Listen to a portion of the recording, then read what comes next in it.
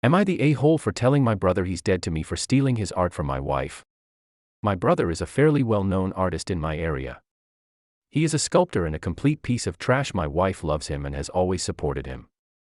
She would show everyone his sculpture he made for her and people would buy from him.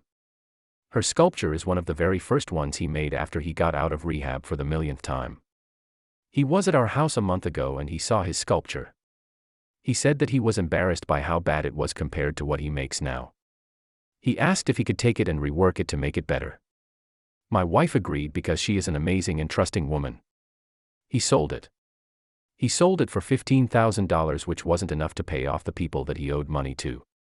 He could have asked me for the money and I would have paid it. Instead, he broke my wife's heart and I effing hate him for doing that. I went to see him in the hospital and told him he was dead to me and to never come near my family again. My mom called me to scream at me for putting more stress on him when he is in such a vulnerable point in his life. I told her that if she ever mentioned him to me again, I would tell my kids to choose between her and me. I know it seems extreme, but you have not idea what this did to my wife. My father called me to talk about it and said my mother was inconsolable. I told him that his other son stole not just a bad piece of art but my wife's belief in his redemption. I said that if my mother insisted on FN with me over her piece of shit son, I would do what I said. I am so angry right now that I'm not really thinking straight. I need perspective. Am I the A?